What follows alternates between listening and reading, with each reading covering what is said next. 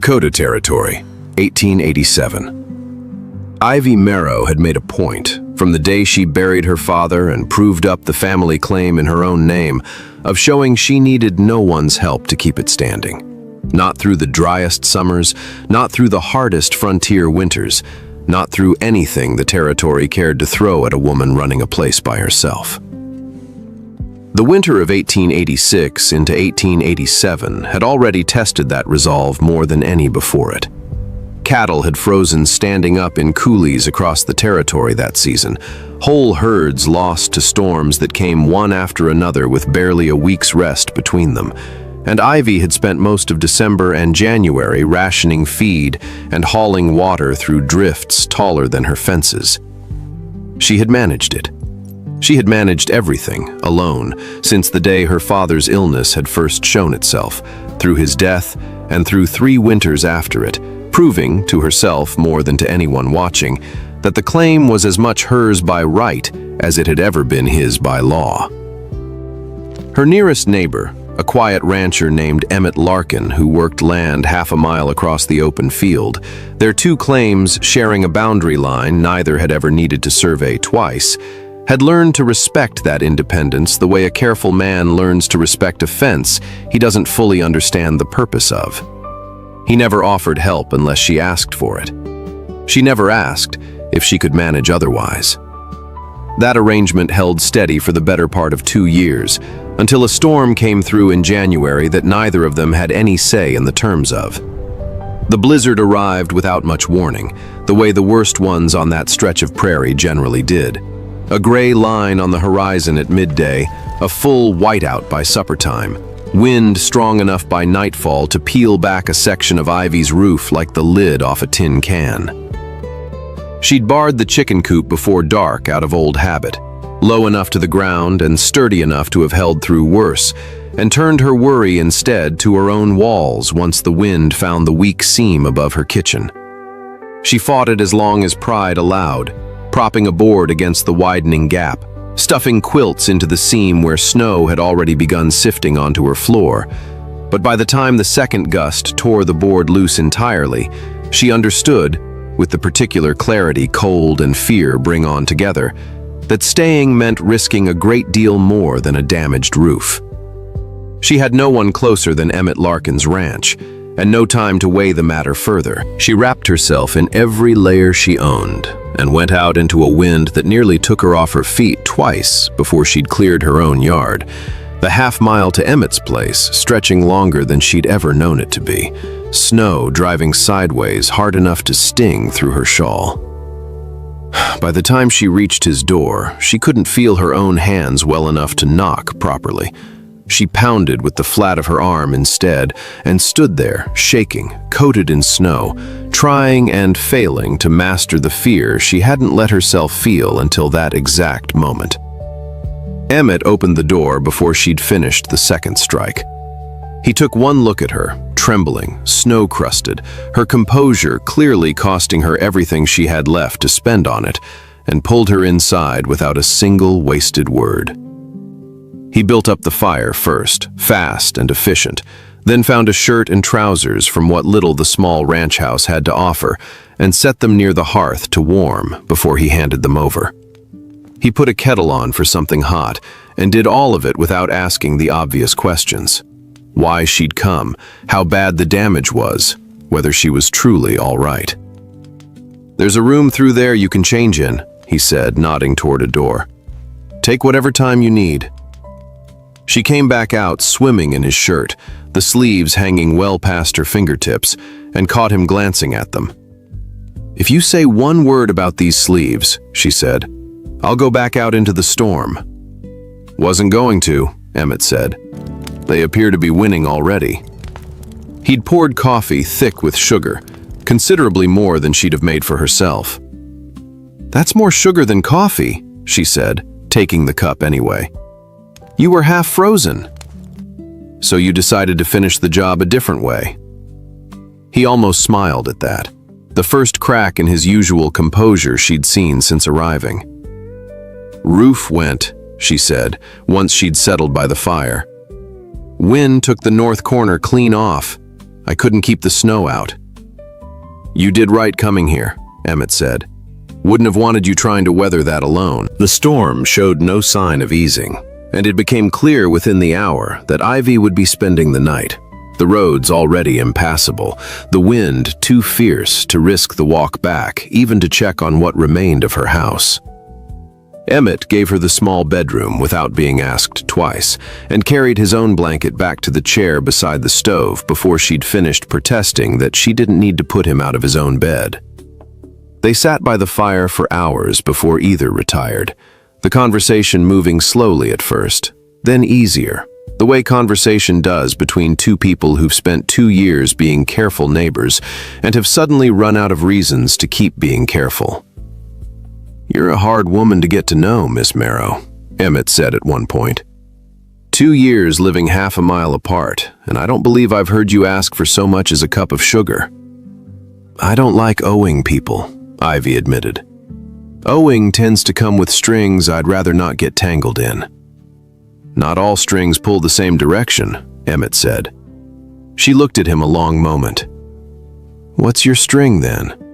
Why does a man live alone half a mile from anyone, working land by himself, when Dakota's got no shortage of women who'd take a rancher's proposal gladly?" Emmett was quiet a moment, turning his cup in his hands. "Because loud company never suited me," he said. "And quiet company's hard to find, unless it happens to knock on your door during a blizzard." She told him, later that night, the thing she'd never told anyone in Dakota Territory. That she'd been engaged once, back east, to a man who'd broken it off the moment her father's illness left her managing the family's affairs, instead of simply waiting prettily for a wedding. "He said a wife ought to need looking after," she said. "Said a woman capable of running her own house made a man feel unnecessary." She looked at her father's pocket watch, which she'd carried in her coat pocket even through the storm, and set it on the table between them, still ticking faithfully despite the cold. "I decided, standing at that broken engagement, that I'd rather be unnecessary to a man than dependent on one who'd leave the moment I proved I didn't need rescuing." "That's not the same thing," Emmett said quietly. "I know that now," Ivy admitted. "I'm not certain I knew it 3 years ago." Emmett didn't try to argue her out of the years of caution that had built.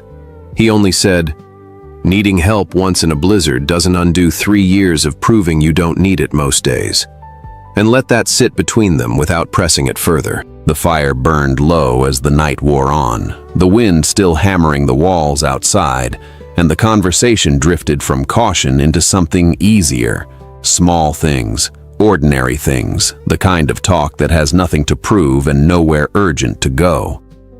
Emmett told her about the ranch he'd built from nothing, about a brother back in Ohio he wrote to twice a year and rarely heard back from, about a dog he'd had as a boy that had died the same week his mother did, a small grief he'd never told anyone because it had always seemed foolish to mourn a dog and a mother in the same breath.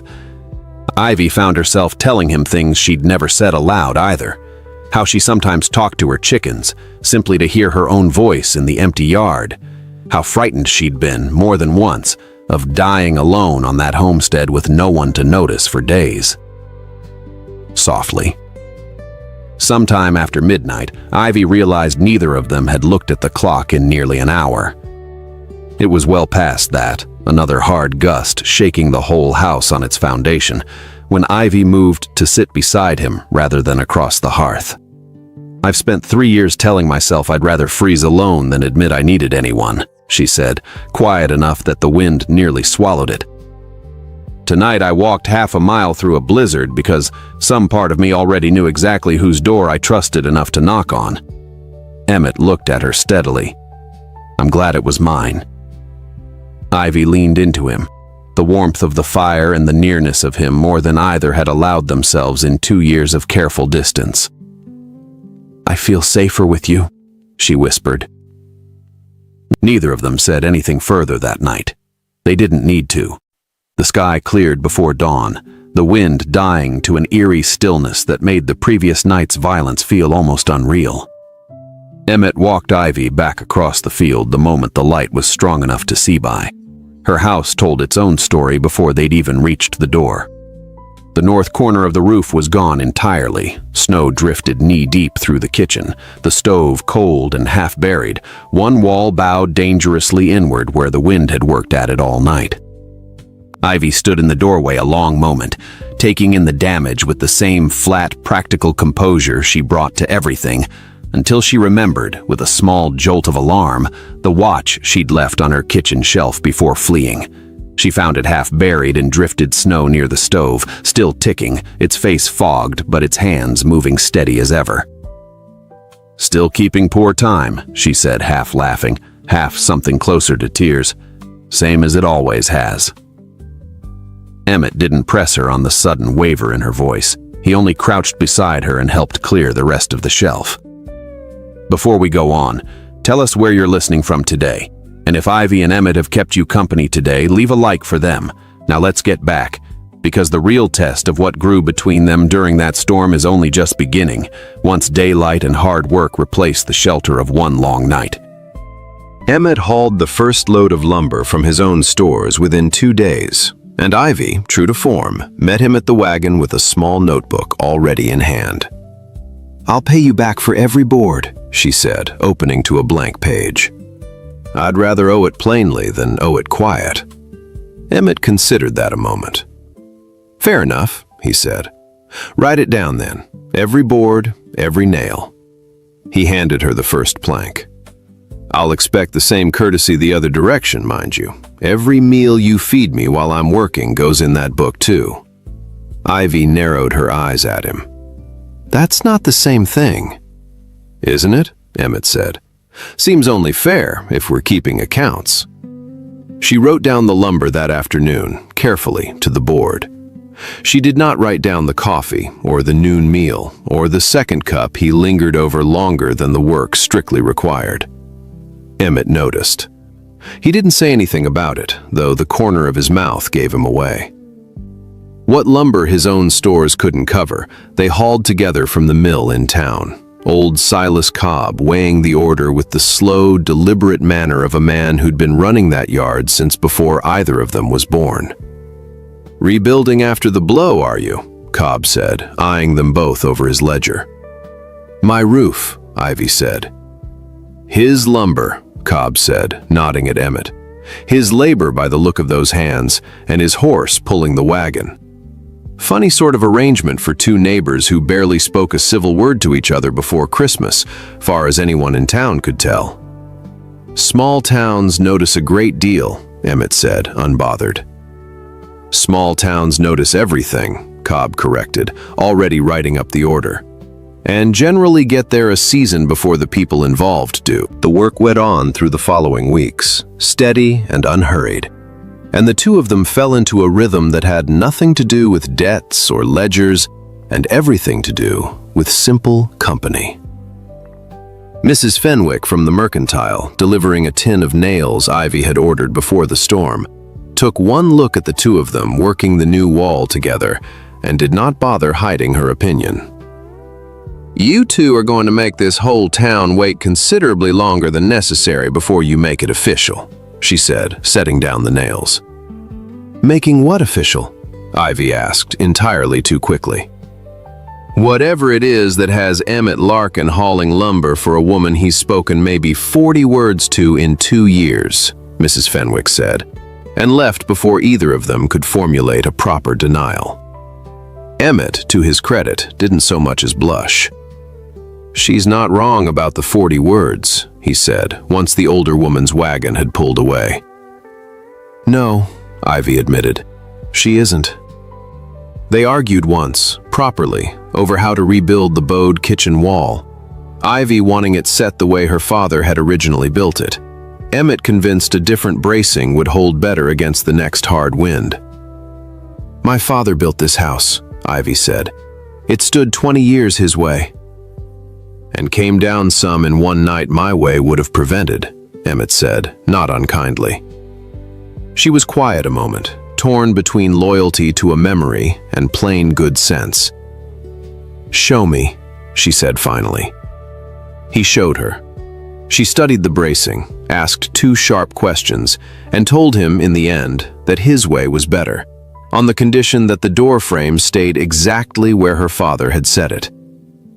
"Your house," Emmett said. "Your decision. I'll only argue the parts that'll fall down otherwise." It was, Ivy thought, watching him work the new bracing into place, the first time in longer than she could remember that a disagreement hadn't felt like a threat to anything she'd built. It occurred to her, watching Emmett favor his right shoulder one cold morning after a long day of hauling lumber, that she had let 2 solid weeks pass without once considering what she might do for him in return.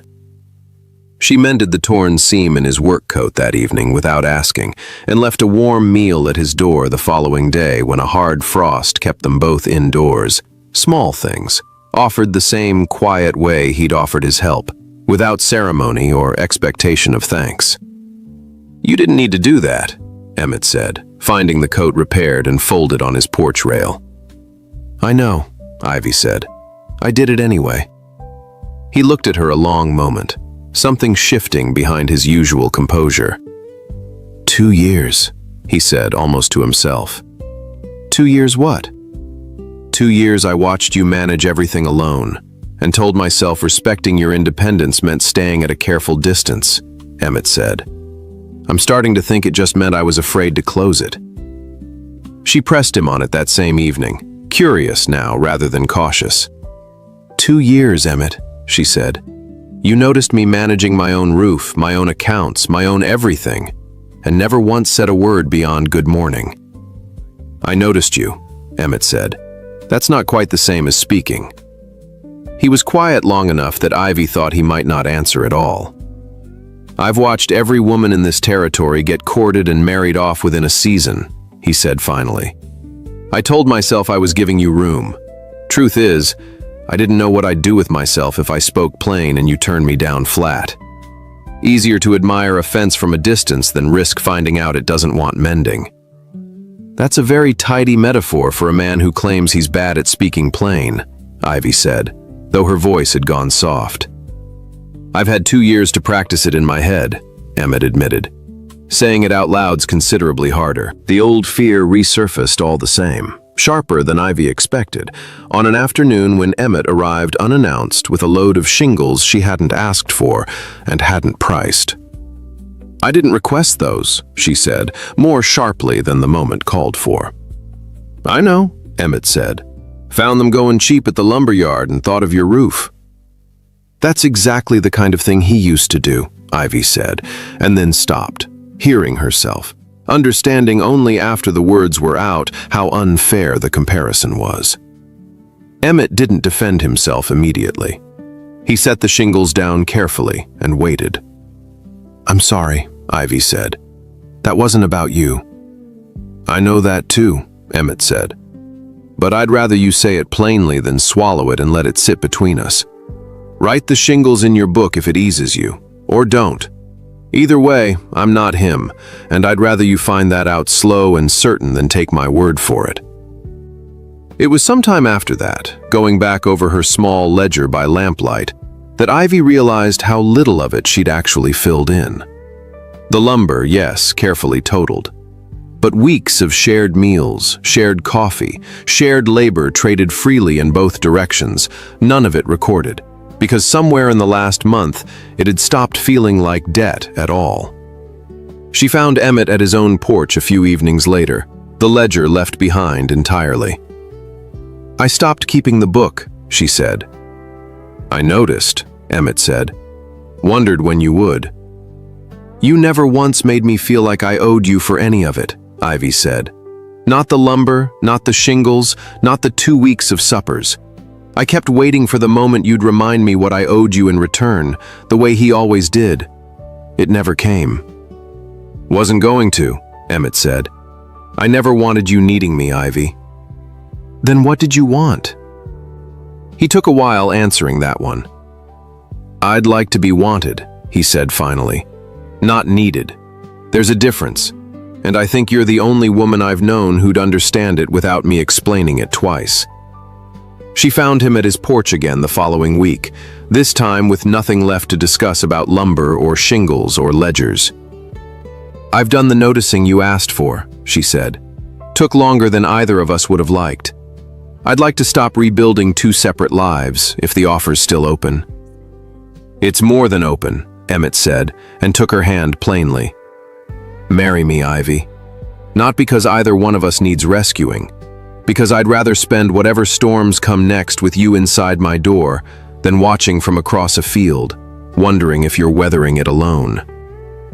"Yes," Ivy said, and meant it completely. They married that spring, in a small ceremony near the boundary line where their two claims had always met.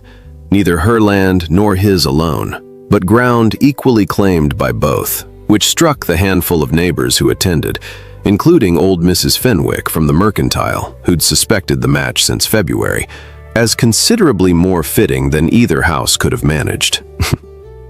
Silas Cobb sent lumber for the occasion tables as a wedding gift, refusing payment for once in his long career running that yard, and remarked to anyone who'd listen that he'd known the two of them were a settled matter the day they'd argued cheerfully over shingle prices instead of simply paying whatever he asked. Ivy kept her homestead rather than abandon it entirely, and the two of them worked both properties together as one operation. Her fierce independence never once asked to disappear, only given somewhere safe to rest alongside someone else's. She still kept a small ledger, out of habit more than necessity, though what she wrote in it now had considerably less to do with debts owed, and considerably more to do with which fields to plant and when the calves were due. They built a new house that summer on the rise near the shared boundary, with a roof Emmett reinforced twice over against any storm Dakota Territory cared to send their way. Ivy's father's watch found a permanent place on the mantel, still keeping its same poor time, faithfully wound each evening by whoever happened to pass it last. On the first anniversary of the blizzard that had brought them together, they sat on that new porch and watched the same kind of gray line gather on the horizon that had once sent Ivy running half a mile through the snow. "Storm's coming," Emmett observed. "Let it come," Ivy said, leaning into him without a trace of the old caution. "I've got exactly where I want to weather it."